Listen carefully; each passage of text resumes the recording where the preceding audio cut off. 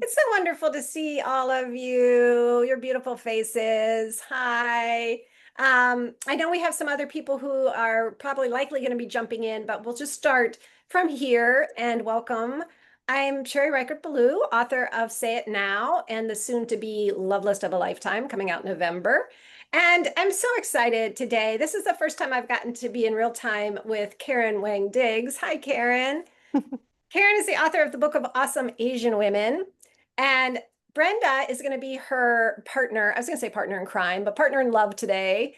Talking about, because Brenda has also not only written a lot about awesome women, but as we can all attest, she has been nurturing a lot of really awesome women for a lot of long years. And so we're going to be celebrating them today with that. And and Tatiana, are you okay? Yeah, thank you. Thanks. Tatiana is letting people in. I appreciate that so much for your help.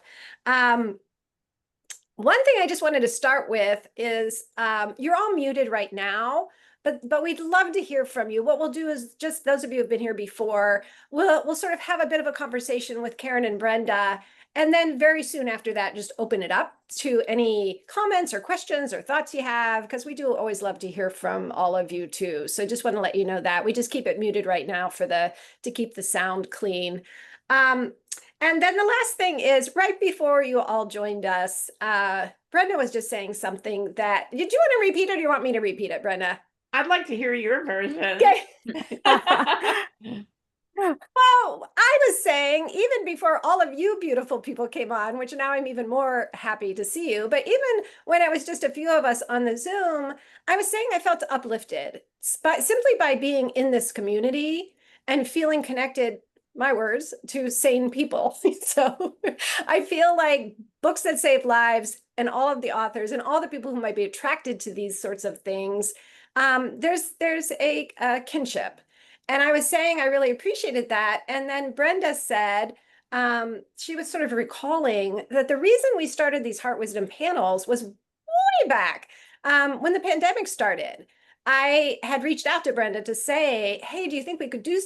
Sue, I see someone peeking in the back of your room and it's really sweet.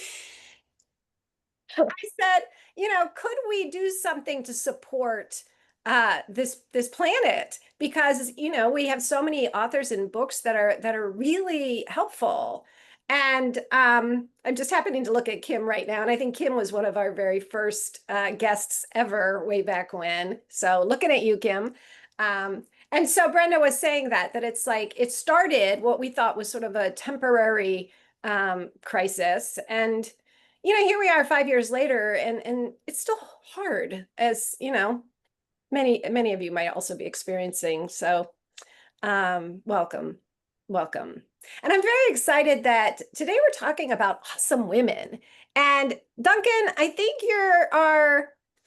you're here as our token non-woman for the moment, maybe our iPhone, but in any case, I love this topic, and we're especially lucky to have Karen here, whose book, the Book of Awesome Asian Women, tells many stories of people who I would think, and Karen, I'm going to let you speak to this, but whose stories may not have been told without you. So I'd love to hear you introduce yourself and tell us more. Well, thank you, Sherry and Brenda. It's an honor to be on the same panel as you because honestly, without the awesomeness of Brenda Knight, I would not have the book published. And I apologize, I don't have the book in hand. I'm on the road and left it in another car, but the links are there thanks to Tatiana. So the Book of Awesome Asian Women really came about because of Brenda. She wrote the Book of Awesome Asian Women and a few other sister books, let's call it that way.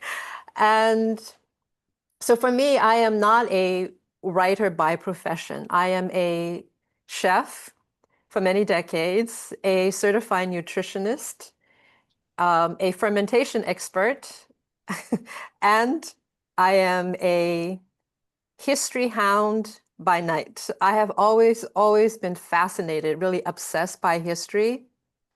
And it just sort of came together when I discovered that there were so many stories of women, and in particular Asian women, that have never ever been told. And not only in countries like China, Japan, the obvious Asian countries, but countries like Mongolia, Bangladesh, Yeah. these other Asian countries where women really have been instrumental in creating, or I should say, in nurturing the society that they're in, but have never been recognized. So when Brenda gave me the opportunity, at first I was just going to talk about dead women.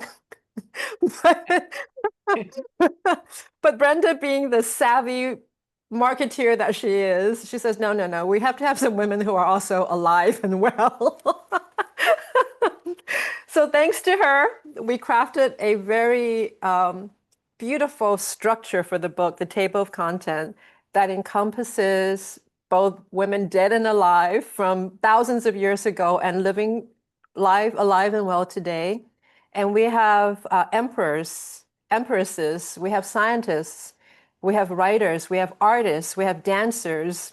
Wow. So it was a really good cohesive gathering of women in this one book. And there's, I think, 122 women Wow.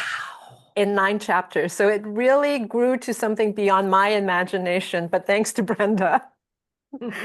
Wow, Karen, I forgot that there were that many in it. I mean, that's phenomenal. It's beautiful. Yeah. Yeah. Thank you. And I think I'm going to have Brenda. She's always got something great, not only to say about your particular book, but also, Brendan, I know that you've also written your own books about awesome women. So whatever you want to share, we'd love to hear. Yeah, well, I was thinking about what got me on this journey of like making sure that women like are recognized for their greatness and their awesomeness. And the first thing that popped into my mind is that it's originally because I'm from West Virginia, which I jokingly say, I will say it was. I don't want to say maybe it still is, but it was, when I was growing up there, like the land of low self-esteem. I Wow. mean, in truth, like women are just like sort of second class citizens. Like Mm. it's about, it's a patriarchy. It was then. I don't have any reason to say it isn't now, but it was then. And so when I moved to California and met amazing people like Duncan, who like is like always has recognized the awesomeness of women and all people's, like I think I went on a journey of like my own self-esteem and like what I could do, what I could be in the world, what I could do in the world, and like supporting other women. Then when I got a job at Canary and met like, Sue Patton Foley, author of the Woman's Book of Strength, the Woman's Book of Confidence, the Woman's Book of Courage, like and also like many books by her and others about like women and self-esteem. And so I think that I felt empowered enough to write about great women. And then the first one for me was Women of the Beat Generation because I was in grad school and like I took for fun like a modern poetry class. And when they got to the Beat Generation, it was the same guys, Allen Ginsberg, Kerouac. And I literally raised my hand in class and I said, what about the women poets? Wow. And I talk about this at the very beginning of Women of the Beat Generation. And my professor, who was Michael Krasny of KQED fame, said, well, there really weren't any. And I said, yes, there were. And I immediately named 3 that I knew of. And then later he wanted to talk to me about the class after the class because he said, you were pretty worked up about that. I said, yeah, I am. Because like, the women were just as good poets. Like they just didn't like hang out and they didn't have Allen Ginsberg as their publicist. He was a very good poet and a really even better publicist. So so then I literally wrote the book Women of the Beat Generation to prove a point. And what happened is that I kept discovering what I call great unknowns. And I see Kathy Cassidy smiling. She was at several events, and I believe she was the daughter of, an awesome like beat notable woman. So anyway, I kept discovering great unknowns, and I'll just talk about one, Ruth Weiss, who had like she's one of the greatest poets of the 20th century, 21st century too. She was lost and forgotten, and I found out about her from I actually it was Jan Kerouac told me about her, and I went up to Mendocino, and when I saw her, I was like, "Oh my goodness, how can nobody know about this great genius poet?" And so I think Ruth Weiss and others of those forgotten beat women poets lit a fire in me. Wow. And so that's why I'm like, ignored great women. Let's dig them out. Let's write about them. Let's publicize them. Let's post about them. Yes, women, awesome women all day long. I'm here for it.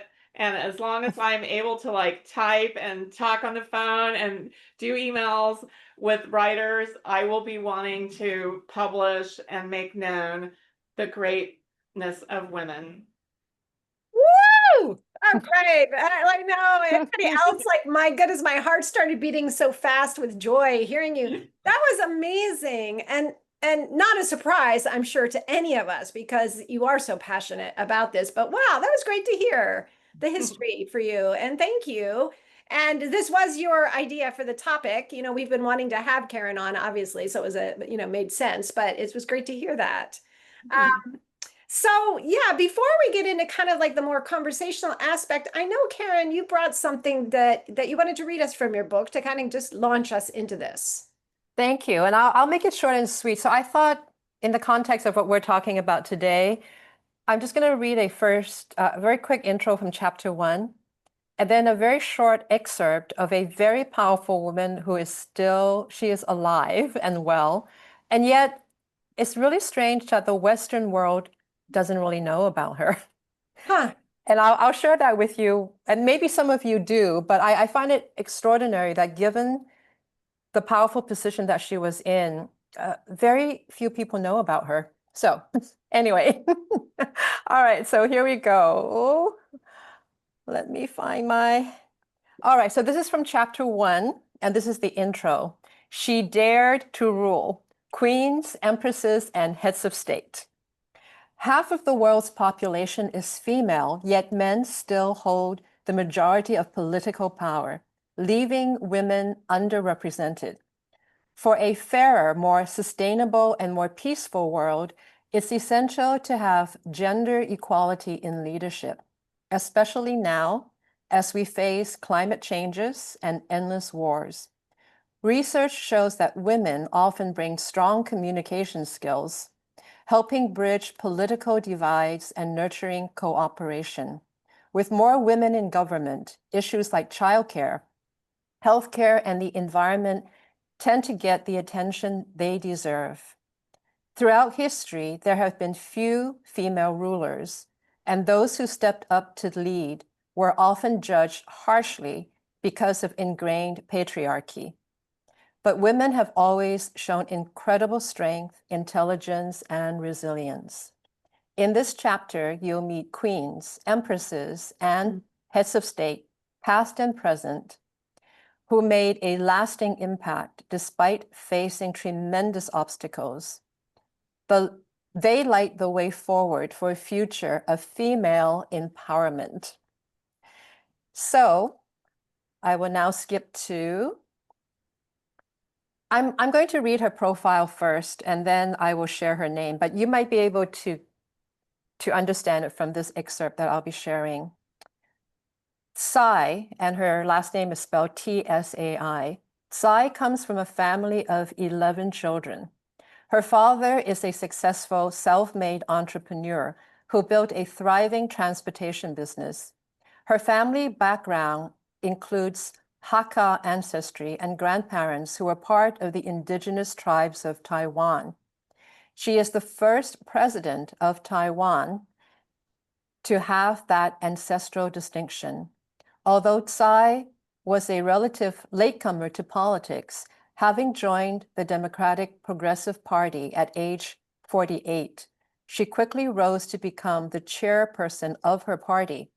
She ran for the presidency in 2012 and failed. But in 2016, she won and then won again in 2018. Time magazine included President Tsai on their list of the most influential people in 2020 and in 2021. Forbes ranked her among the most powerful women in the world, close behind then Vice President Kamala Harris. She also garnered high praise for her skillful handling of the COVID-19 pandemic, during which the island nation experienced very low death rates. She has also been very popular with the younger generation for implementing progressive legislation, securing same-sex marriage and transgender rights. She has crafted legislation to recognize the rich cultural heritage of the Aboriginal tribes of Taiwan and protect their languages and customs. Tsai has also sought to revitalize economic growth, address social inequality, launch prison reforms, and tackle the climate crisis with renewable energy options.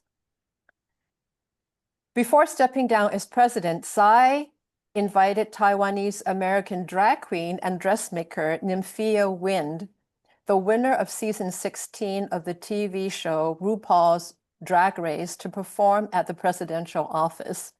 In May 2024, the presidency passed to Lai Ching-te.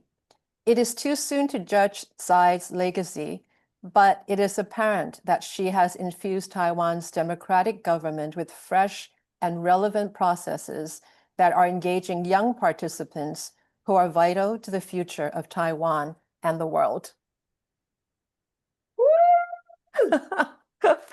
Wow. Don't you wish we had a president here like her? Yeah. Isn't she a cat lady too? Yeah, and so on social media, you see she's a cat lover, cat lady, definitely, and dog. She's adopted and almost like every other post, she's like playing with her cats or dogs. Wow, that Yeah. was beautiful, Karen. Thank you. I love that. Just the kind of inspiration we need. Yeah, I thought it's what we needed today, to show us that there are people shining a light.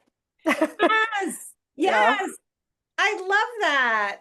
And that actually, I mean, I don't think you knew this was exactly where I wanted to start. Maybe you did, but it's like I wanted to start with that. Like what a crazy time it's been. Like, what the heck? And so I just wanted to throw it out. Maybe Brenda can start and then Karen, you can jump in after that. But it's like, what are women, what's their role right now? And how can we support more of the sort of thing that Karen is just pointing us to? Well, I think women historically have been the community builders. So I know that there's all the people that the loudest voices, the noisiest, most raucous voices, like they're the ones that like we hear, even though they may be the minority, but like they just make the most noise, and oftentimes women are quietly putting together the networks and the community that engenders positive change. So I would imagine while all of us, including me, like might, watch the news for a couple of minutes and then run screaming away from it, like know that like good things are happening and that the pendulum will swing another direction. This is where we are now, but together in community, women-led community, I know that like we can get past this last gasp of patriarchy. Woo! Brenda, I love it. You're in a preaching mood today, and I guess so. That I had a little extra coffee. I love it. I love it. Yeah, Karen, what do you want to add to that? I mean, yes, everything that Brenda said, and I really do believe, yes, there is obviously a misalignment of energies right now between male and female, especially in this country. So I am doing a lot of spiritual practice right now because that really helps to keep me grounded. And when I say spiritual, I don't mean religious. I just mean spiritual, right? But I do want to share with you something that I've learned through being a Buddhist practitioner now for a few decades. So in Tibetan Vajrayana Buddhism, there's the idea of the balance of the female and male. And if you ever seen rituals, have you seen the bell and the dorje? Is these two implements, right? And they represent the male and female. The bell is feminine, the dorje, which is this little thing that I can't even describe it, but this little thing, okay, that works with it. It also represents, in terms of the female, wisdom or prajna. And the other implement represents male or upaya. So upaya means skillful means, action, right? And the bell is wisdom or prajna. So I think currently in our modern state of being with AI, with all the technology, everybody wants to escape to Mars. That's kind of skillful means because incredibly we've become societies that have such technology, but we don't have the wisdom anymore. We're missing that wisdom. You know, inherently, AI is a good technology, perhaps for some cases, but then there's no wisdom, and we've torn the safety belt off AI or any of these technologies, and we need to bring that wisdom back, the prajna, you know. Prajna Paramita, the Heart Sutra, begins with prajna, is the wisdom. So I think we need a lot more wisdom. And I think women are really symbolizes wisdom and nourishing. Wow, that was so beautiful, Karen. Thank you. And thanks for bringing in some of, Thank you. some of that spirituality piece that we may not have all. I know that there was some stuff in there that I just learned a lot, and that was really helpful. And it's making me think like back to, and again, let me just remind everybody that, at any point, if you want to jump in, just there's a virtual hand at the bottom. It might be separate or it might be under React for you, but just go ahead and raise that if you want to join in. I have a bunch of questions, but we love to hear from you more. So, but to that point, like both of you again have been advocates for storytelling and sharing stories of women. Maybe, Brenda, back to you again. Like, what's a way that we can build on sharing that with? I mean, you've collected so much wisdom, and I feel like this is one of the things that we all want to do through Books That Save Lives, right? Is so how can we be better at sharing that wisdom, supporting women, and getting more of this out there? Well, of course, I'm going to immediately think like read their books, buy their books, like review them, talk about them, share them, because that books written by women are their wisdom. That's the prajna in like, paper form. But also, I have noticed that like women influencers, like, that like go ahead and dare to like become one, like, pick whether it's like, whether you want to be one on, Instagram or Substack. I'm noticing is like really a wonderful way to support creatives, women creatives. One of our own, like Marianne Rodmacher, she literally just puts her morning thoughts into her Substack, which is Courage Doesn't Always Roar, and they're so well written. Sometimes they're just a simple observation. Sometimes it's a simple interaction that she had with somebody at a coffee shop. Sometimes there's a little more edgy, but I literally save them. And Wow. then in the afternoon, I take time and I just savor it and read it and I like it and share it. And like that's literally just me, benefiting from her wisdom, her prajna. But and the great thing is that Substack, like, people sign up and they subscribe, and then there's a little bit of money that like comes in. And some women are leveraging those Substacks and like actually making good money from them. And so that's taking your wisdom, your womanly wisdom, your birthright, your thoughts, like your opinions, whatever you want to say, whatever you want to create, putting it up there on Substack and then seeing what happens with the world, and the world is responding. Mm, You know, and I don't think we can ever be reminded enough, seriously, to buy the books. You know, Mm.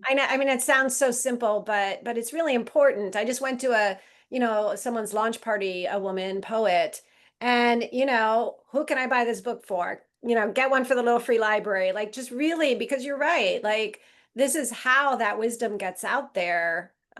Yeah. Karen, what else did you want to add to that? Wow, yes, definitely support women writers in the many forms that are available right now. Okay. And I feel like, well, back to, uh, what we want to touch upon a little bit, the current cultural political moment. I think, as Brenda said, everything comes in a cycle. This Mm. too will pass, although for me it couldn't pass soon enough, but this too will pass. And I think instead of looking at the wisdom of women being something that needs to be in here right now to shift the negativity that's going on, of course it is needed. But I think in the long run, we really need to look at the balancing, right? Even as a female, knowing that I have all of this female energy that's positive, there's also negative aspects about the female energy. So I think moving forward as a global society, we need to seek balance. Mm. Um, because ultimately, it's only the balance that will stabilize everything instead of having these ginormous swings of one way or another, one way or another. So I think internally, we need to establish that presence of both male and female energy, take the best of it. Mm. The negativity will always come up, but I think if we mentally know that, okay, whatever negativity comes up, we stabilize it, we bring it back to balance. And I think that's what we need. Yeah. It's curious because just as you were talking, had a thought, and then Emily popped in. Hi, Emily popped in. And Emily has a podcast, Grief and Happiness. Is that right? Do I have the right name? I hope. And I was just thinking right before Emily popped in on time, which was that there's so much collective grief right now. There's so much, we don't even need to go into all of the wars and the climate change and the political divide. But I was just thinking, women are also notoriously, I hope this is okay to say, I think, like looking for the compassion and the light and the beauty. I mean, I know men do that too. I don't mean to exclude, but I think women, in particular. So I'm just curious about that, either Brenda or Karen, or if anybody else wants to jump in. Like, yeah, like how do we stay joyful in the midst of all of this, like really horrifying and terrifying things happening in the world? Hmm. Wow. You go, Karen. Um, well, without the dark, there will not be the light, I mean, I know it's trite perhaps a little bit to say that, but you're right, Sherry. We tend to seek the beautiful, and I think it's neither a male or female per se. I think as human beings, we've lost the courage to seek the beautiful.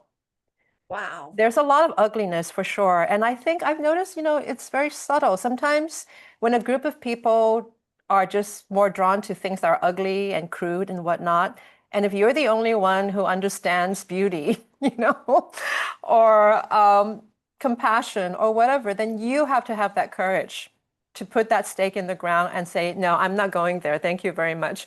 I'm going to stand in my corner and hold it down. And it's really the courage, right? So to have that courage to say, whatever darkness is there, I am the light, Oh, right? that And yeah, and if we all just held onto our light, then the darkness will be dispelled, basically. This is Yeah. beautiful. Oftentimes, I don't do it here so much, but oftentimes when I facilitate groups, the first thing before we even start, I'll ask people, did anyone experience something beautiful? As a way to, turn our attention, train our brains. I'm just going to throw that out there. If anybody wants to post in the chat, or you could share, um, that would be great too. But I think you're right, like Karen, there's a particular type of courage necessary right now to like I just happened to catch this sunflower behind me, which we have a whole bunch of them growing out by the little free library. And I love that. I love that we offer, these free books and that they're surrounded by flowers. Like it's a spot where I like to think that, the neighborhood, it makes them pause and smile. But I just saw that and I thought, right, like in the midst of it all, in the midst of everything, we have sunflowers on this planet. It's crazy. They're so beautiful. That's so perfect that you brought up sunflowers because I was going to bring up Ukraine. I have, through like some kind of accident or the universe had it planned. Like I now have friends on the front line of Ukraine. Started with me just as being supportive, like on social media. And now it's like real relationships, daily interactions. And I learned a word that I will try to teach you guys. It's nezlamna, nezlamna, and it means unbreakable spirit.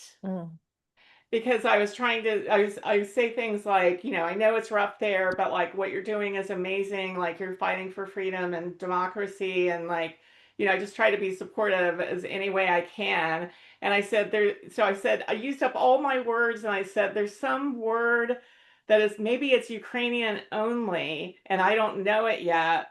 And one of my main friends came back and said, it's nezlamna. It's our unbreakable spirit. Be unbreakable. Yeah. Oh, do you know how to spell that by any chance? Yes, I'll put it in the chat. Great. And it reminded me of that quote, which I'm going to mangle because I don't know, but I know somebody here will know it exactly. In the midst of winter, I'm reminded of the invincible summer something. Does anybody know that quote? In any case, it brings to mind that too. It's like, yeah, the dance. That's so beautiful, Brenda. Yeah, it's a fun word to say too. Neslamna. Lamna. Yeah. Yes. Neslamna. Neslamna. Everybody, let's say Nezlamna. Neslamna.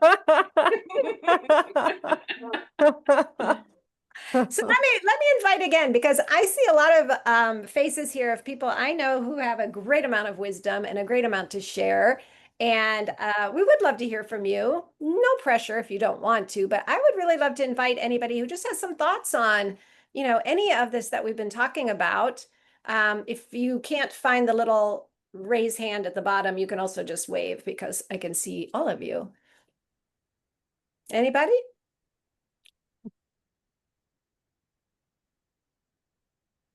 I said I wasn't going to pressure anybody, but Sue, I'm just looking at you. And you know that I always do this to you because, and tell me, just say, leave me alone if you don't want to talk, but you always bring the beautiful compassion side into these conversations and self-care. And just curious, is anything coming up for you? Yes. Today's a hard day here. And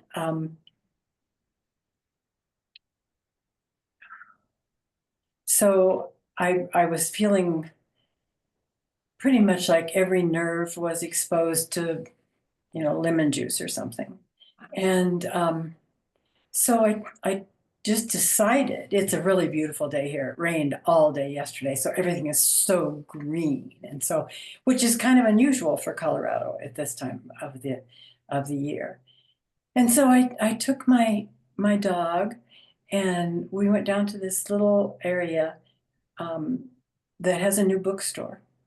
And I just stopped at the entry to it and just said, is she okay here? And they had treats, and so of course I love that bookstore now because she was very welcome.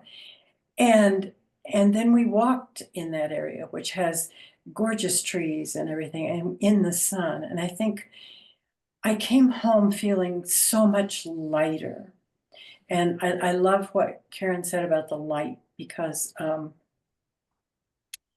I was writing a little blurb for my church thingy, and the little prayer at the end was, "May I bring light into shadow and put smiles on faces." And that's kind of what I try to do for myself as well as other people. And I find that it's really great to do in the grocery store, because you're going to probably see these people, and they get in the act. Like the guy today, I had said I called him by the wrong name, and so I peeked at his name tag and said, "Oh darn, I made a mistake. Hi, Bob." And it lightened the thing. And then I'm packing groceries, and he said, "Okay, that'll be $500." So he was just kidding. So we got into, and for me, lightness is light and love and just lightening. So wherever you can be aware of how you can do that in your life, it really does help. Well, and what I love, oh, go ahead, Brenda. Sue, did you flirt? Because the last time in Heart Wisdom, you said you were really awakened, you reawakened your flirtiness. I'm hoping you were a little flirty.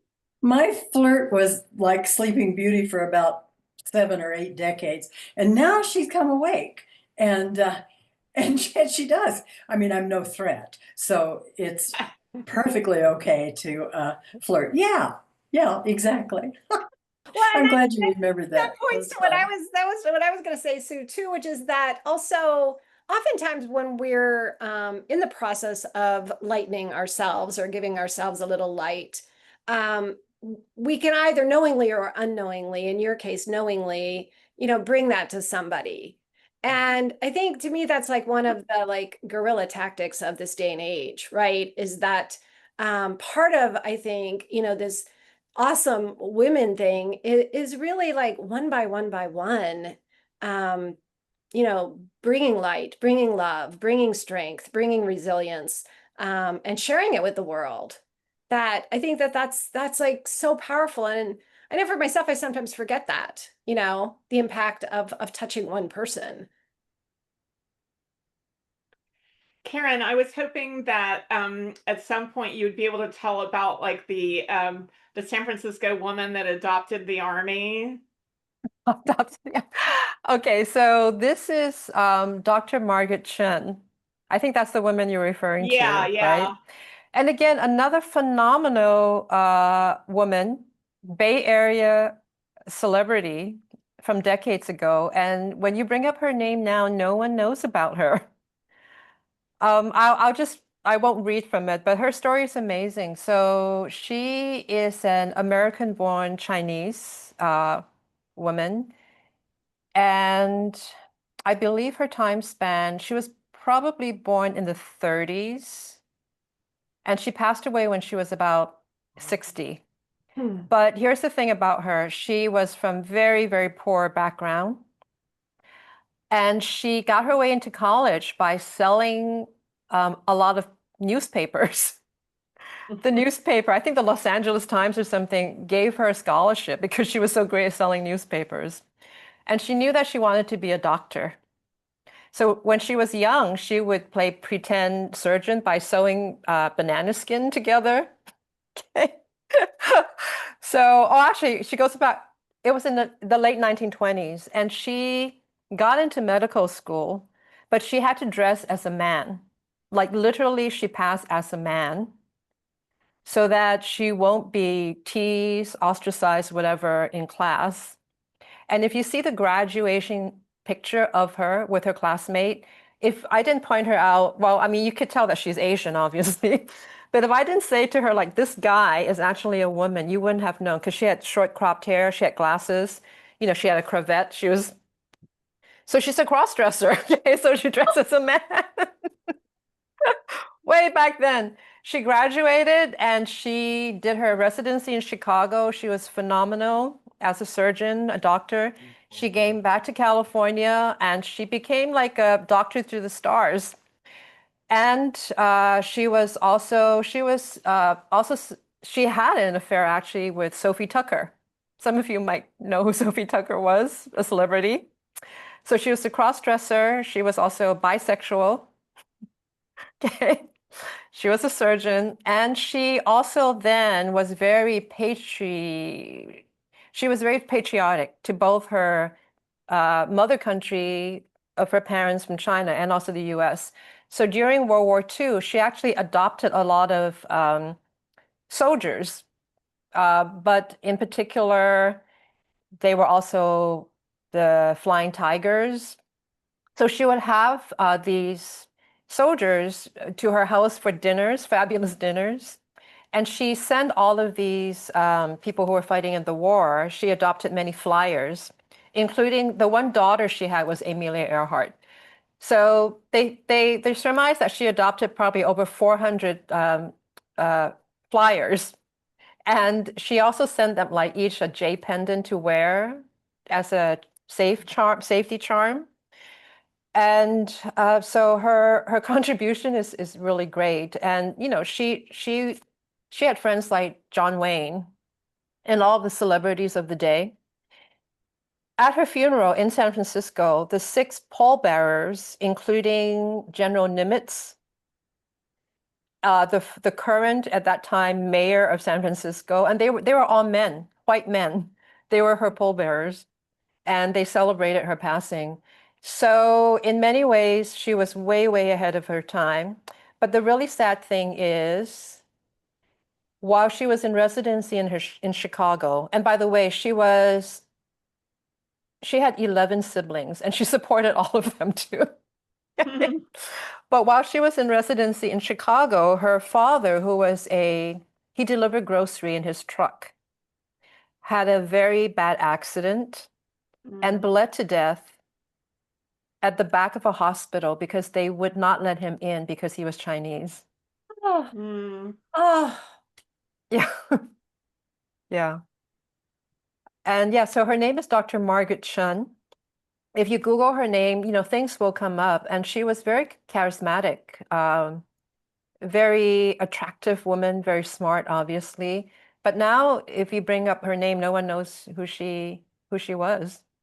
And she was Yeah, beloved by the soldiers and like they were. Yeah, airmen and right. airwomen. I mean, I think they called her mom, did They they? did. They call her mom, and she was also instrumental in forming the WASP, like Hmm.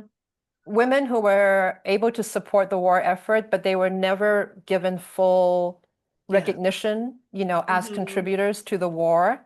And by the way, these women who joined WASP, they had to purchase their own uniforms. Hmm. They were not given full honor until some 25 years later. They were never paid for their services. So, yeah, I know. Horrifying when we think about it, but you know, that's what went on and in some ways still going on. So be the light. I love what That's why Duncan, it's so great that like we called her out in like the pitch to Ronnie Chang so that we can get you Yeah. on the Daily Thank you. Show. That is my vision, is that like Ronnie Chang is like keeps talking, asking questions about her. I mean, she's only one of amazing, you know, one of 120 amazing, awesome Asian women in your book, but I can Yeah. just see him like being incredulous about what a badass she was. She And was, yeah, yeah. and she drove sports cars. You know, she was a Hmm. bon vivant Why for isn't there sure. a movie about her, you Yeah, know? there should be. Yeah. Hmm. and you guys, I love what Duncan posted. Thank you, Duncan. You know, no, although no one may know her now, your book ensures that she will be uplifted in history. And of Yeah. course, the movie that will come from Thank that you. too. Thank you, So, Duncan. yeah, I love that. Brenda, I know you've written about a lot of amazing women. Is anybody in particular jumping out for you that you kind of just want to bring her name into the circle and honor? Well, I know I already mentioned Ruth Weiss. I mean, she's one for the ages. You know, I'm sort of blanking out on you, which is rare. So maybe I'll just keep talking about Ruth Weiss. Yeah. So, like, Ruth, at the time well, actually, she lived, I think, for the last 20 years in Mendocino, in what I thought of as like a little hobbit house. It was like a little poet house that she and her artist husband had built, even though she was, you know, bisexual and like nobody thought anything about it. Like the Beats were pretty advanced in that way. And but like she was a Holocaust survivor. She and her mother and father were literally on the last train that got out and before like the crackdown and like the ghettos and like everything. And so luckily they were able to come to America. Her parents were intellectuals. Her dad was like a notable scholar and professor. But when they came to America, I think this was also in like the also in the late 30s, like they had to get jobs in factories, because like they're, them being scholars like in Europe didn't matter when they came to America, like, penniless refugees. So they had to just work, I think, in shoe factories is where they got their jobs.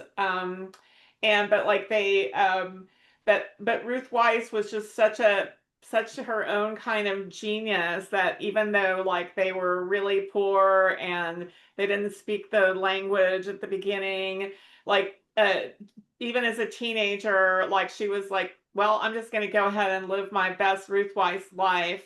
And so she, I think 15, cut her hair really short in some kind of like pixie and dyed it green, and then like went on the road hitchhiking to like see where her destiny was. She went to New Orleans, like she loved it there. But she felt like maybe this isn't my ultimate home. Then she went to Chicago and she loved that and made the poetry scene there.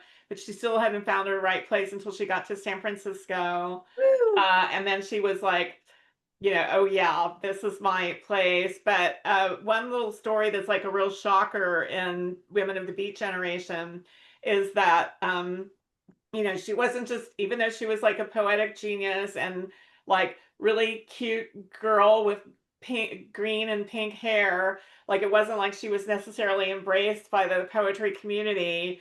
And so Allen Ginsberg like felt competitive with her, and actually like one time he pushed her down the stairs because like he didn't want her to read.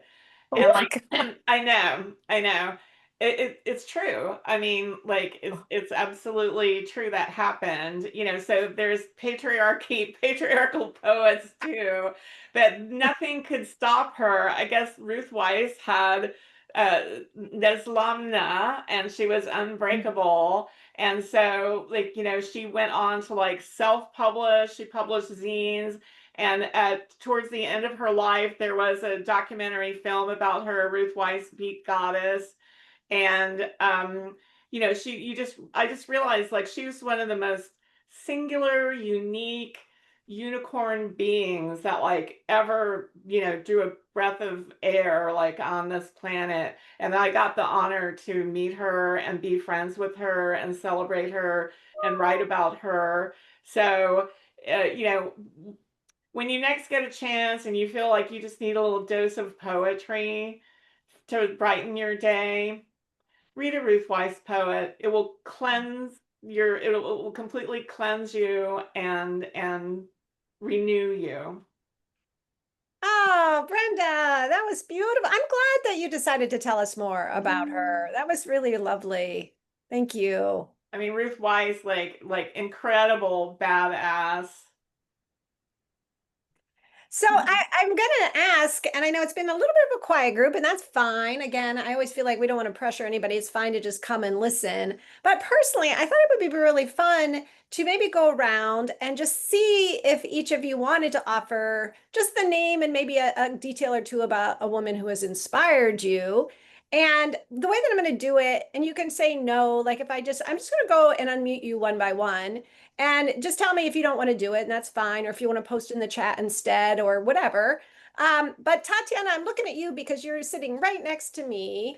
And I also would love to hear, as someone on the younger side of things. Yeah, that's a great question. Thank you for choosing me. I think for me specifically, I've had trouble finding positive female role models in my life, so I appreciate things like this and any type of event where I feel like I can gather with women of all generations and ages and ethnicities and backgrounds and all of that and gain further insight.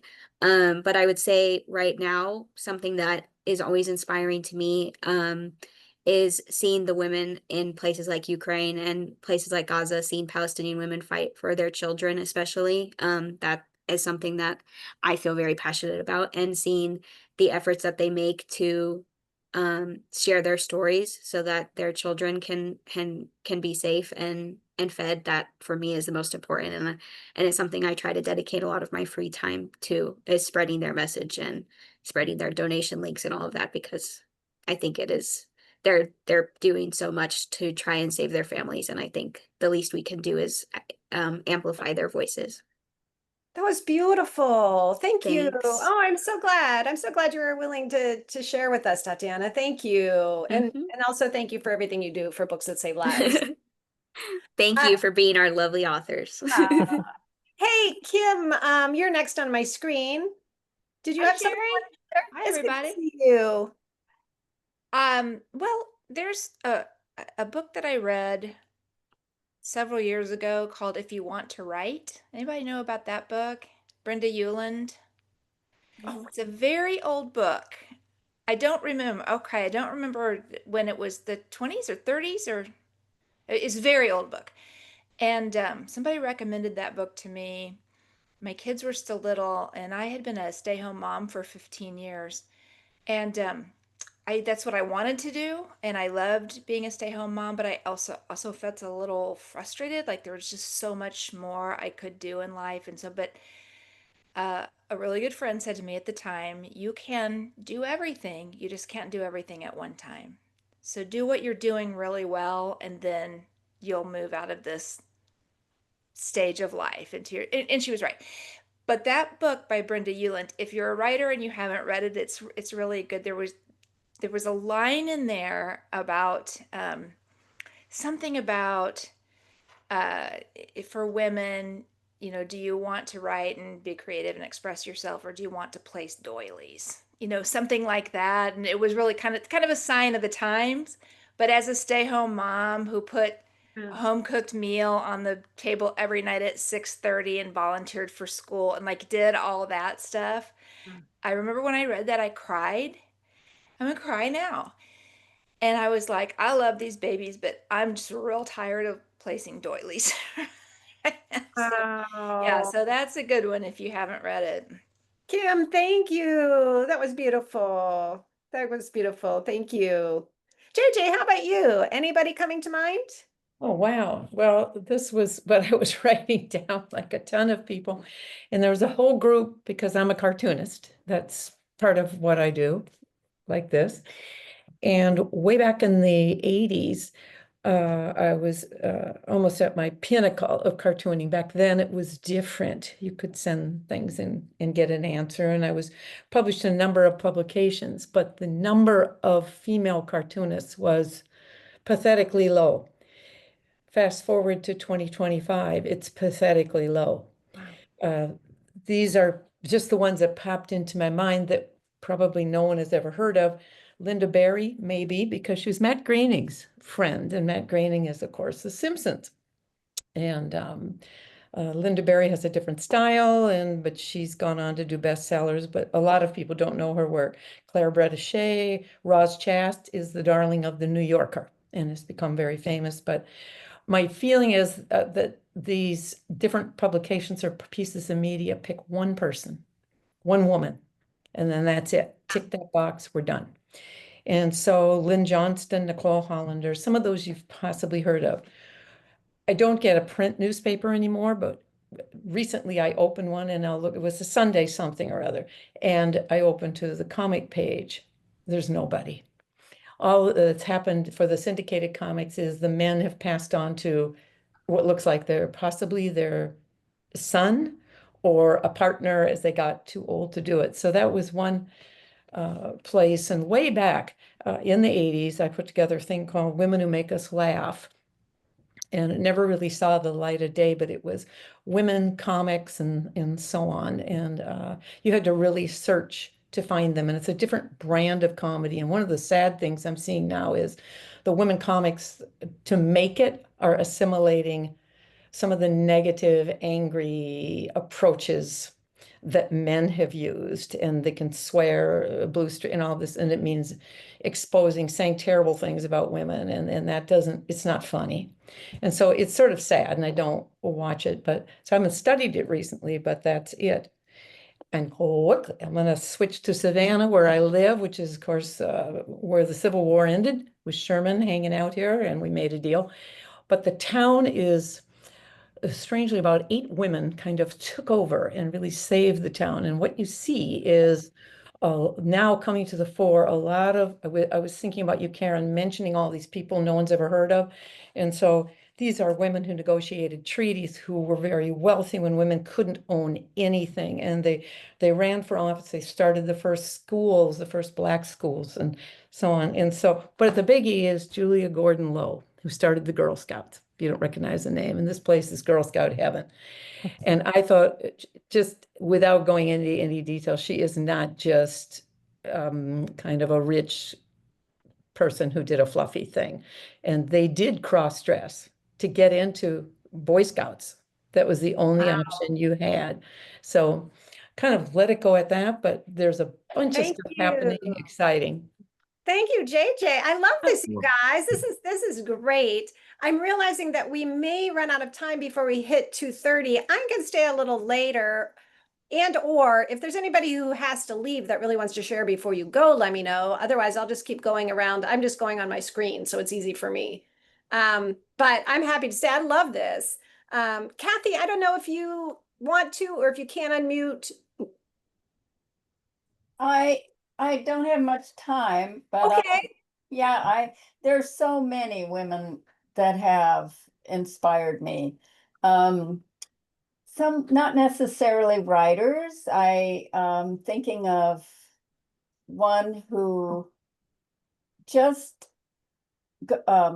goes with her heart, and she has helped the people in Peru who had, when she and her husband discovered them, they only ate essentially potatoes. And it was absolutely no medical care, high infant mortality rate, the Chetwa people. And she and her husband started a foundation called Heart Walk Foundation. And they would go there and every year help these people learn how to plant and grow crops. And they raised funds. We helped them with some of their fundraisers, and they raised funds. And so now these people have medical facilities and schools. They had no schools for their kids. And this couple just was so inspiring to me. And they helped these people for years, decades. And then they were very much explorers, and they would explore all the different countries around the world and become involved with their cultures.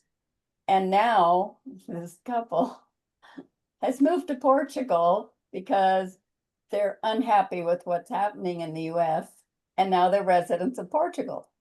Wow. So they're quite Wow. and they're helping there. They have an organization called, I think, Living and Dying Well, Wow. to help the seniors there with assisted living and that kind of thing, which is it's pretty rare in Portugal. So anyway, they're very inspiring. Thank you so much. I know, I love that. Thank you for sharing them. I love how everybody's sharing such like really unique and specific, awesome women. So thank you. And again, I realize some people may need to hop off. I'm going to stay because I just love this and I'm really wanting to hear from anyone who wants to share. Sue, you are next. I don't know if you wanted to jump in again. You should be able to unmute if you do. Yeah, the only, I have had the blessing of having a lot of women that I really, really admire. One of them was Elizabeth Kubler-Ross. I worked with her for a little while, and she was a person who, when it wasn't overwhelmingly accepted, was her own person. Now that person was tough to be with some of the time, but I watched her. She showed me how you can just change. I had taken her to San Francisco actually, and we'd stopped at a hospital, and she was just bitching about something. I can't remember what it was. And she opened the door to the hospital room with the person who had the person in it that we were going to see, and she changed completely. It was like an angelic being came into her or something, and so she was really impactful to me. She made me uncomfortable, but I was working with hospice and so forth at the time, and I'm absolutely convinced that without Elizabeth, we wouldn't have the consciousness that we have Yeah. now around death and dying. Yeah. So she was fabulous and annoying. Sue, I love that. I love that. Thank you. Yeah, what a beautiful person to bring into the room, too. I love that.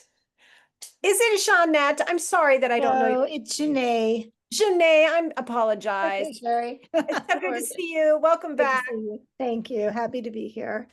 So I'm going to bring somebody into the room who is a little controversial. She's actually in jail right now for, I think, appropriate reasons.